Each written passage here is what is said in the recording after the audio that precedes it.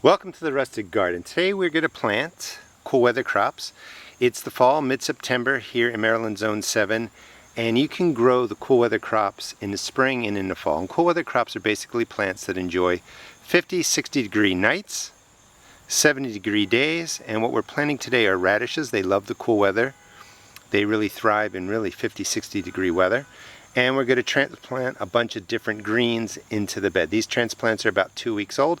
This is a perfect way to grow greens and get them ready for the bed. For instance, I just shot a video about 2 hours ago on filling this raised bed, and it had other plants in there. So while I'm waiting for these plants to be pulled out of here to set up this raised bed, I go ahead and start these about 2 weeks ago, so I have nice transplants to put in, and I'll show you how to do that. But we're going to get into cool weather greens, and we're going to get into radishes.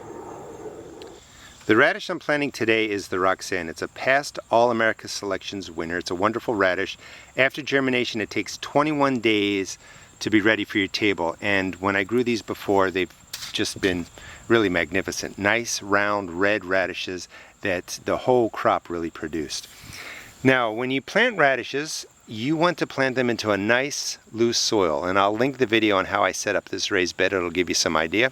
You also don't want to over-fertilize your radishes. You give them too much nitrogen, they're going to get too much leafy green. So I'm not going to add any fertilizer to this. There was fertilizer put in when I mixed this bed together, but it was an organic, insoluble fertilizer, and it's not really going to be ready till later in the season. So this area is not over-fertilized. The Roxanne radish wants to be planted about a ½ an inch deep, 1 inch apart. So I already went in and I put in holes with my finger, ½ an inch deep. There are 77 holes here. So one tip is, that's a lot of radishes. So if I went in and did the other side right now, when they mature, I'm going to have, almost 100 and, well, actually over 150 radishes. That's too many to eat. So plant a portion of them, wait a week, and then plant the next batch. And this way they kind of roll in over a couple weeks period and you don't get them all at once. And I don't know if you can see in there, but I put 2 radishes per hole, ½ an inch deep, 1 inch apart, 77 radishes, and this is plenty of space for the Roxanne. Now if I'm growing my German Giants, I'm giving them 4 inches of space. French Breakfast, 1 inch of space. Other radishes, maybe 2 inches. So just kind of check out your variety, and if you're not sure, do 2 inches of space, and that's plenty of room. You don't want to pack them too close together or the radishes won't form. So this is set. I'll water them in, and a week or two later I'll plant the rest of the radishes. Now for the seed starts, in some cases I just put in, or actually I put in more than one seed, but I thinned them to one plant. So where there's one seedling and I want to grow this to a full size, these will get planted 4 to 6 inches apart. Where I'm growing more for the greens, they'll get planted 2 to 4 inches apart. And the difference being is these are all loose leaf lettuces, and I'm going to harvest the leaves, so I'm not really concerned about getting them to full size. Let me get these in the ground and I'll talk more about them. So really in about 5 minutes I got these planted already, and I sell all these on my seed shop, www.therusticgarden.com. but this is a Chinese cabbage. We're going 6 inches apart because I want these to get to full size. That's an endive back there, again 6 inches apart. I want them to get larger. And then this is bok choy, 5 plants right over here, and again 6 inches apart so that they get to full size.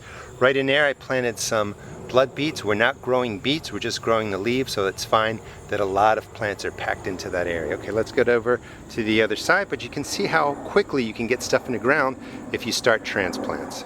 So the bed's already filled up with the transplants, and again it's about 14 days from germination in the seed cells. You don't want to go much past that because you end up with dwarfed plants. So back there is my giant noble spinach, about 6 inches apart. 1 or 2 plants, I'm going to grow them to full size. That's deer tongue. 3 plants right in there, grow them to full size. Then I come into this space. I have prize head lettuce, salad bowl red, red romaine, the selway, and that whole spacing there is just going to be for leaf cutting. I'm not trying to grow these to full size, and that will just allow me to come out here, cut the leaves off, leave the roots in the ground, and they will grow more leaves, and that's called cut and come again lettuce. As we come back this way, go back to the spacing that's about 6 to 8 inches apart. That's a Batavian endive. They need space, and it's an absolutely delicious green. Mustard greens right in here, they need space 6 to 8 inches. They get extremely large. And you can experiment with the different greens you like to grow, see how much space they need. In a raised bed, they can be packed a little bit more closely together because the soil stays loose. The soil doesn't get compact. In here I have Royal Oak, Grand Rapids, and again enough spacing for them to get larger. And that's some Tokyo bunching or Tokyo long white onions. Plenty of greens. Now I'm going to show you how to take care of these for slugs and snails. When I filled this bed today, I found massive sized snails and slugs. They need to be treated, and we're going to use iron phosphate. And also I have rabbits in here, so if I don't cover these and take care of them, a rabbit will get in here and just shear them down. I'll show you how I do that also. And here are some great ways to protect your greens from rabbits. These are racks from my greenhouses, you know, the ones that you buy that you can put up and down. And over the years, the plastic tends to dry out and crack and warp, but I save the wire shelving so I can do this. And all you really want to do is drop it over the area and then just kind of guide your plants through the spacing. Rabbits spook easily. They don't want to walk on that. Their paws get stuck in there, or I don't know if their paws or legs or whatever they are get stuck in there, and they'll leave them alone. If you have a rabbit that's a little more aggressive, you could put some chicken wire on top of this, and if you don't have the racks, just use chicken wire. They don't want to crawl under anything because they'll feel like they're going to get trapped. They're not going to crawl on this again. Their feet will get stuck in there, so they'll leave it alone. The other thing that will come are slugs. I haven't treated since the spring really and into the beginning of the summer for snails and slugs. Iron phosphate works wonders. Just sprinkle it down. It'll look something like that. Don't over sprinkle it, and then send it throughout your garden. This will kill off whatever current slugs and snails are living so they don't overwinter, and in about 2-3 days the iron phosphate gets digested, shuts down their digestive system, and they die, and they'll leave your greens alone. Please subscribe to my channel. I'm going to do growth videos on here. Check out Instagram. I'll also do pictures, giveaways, and updates on how these are growing. Check out my blog at www.therustedgarden.com. Thanks.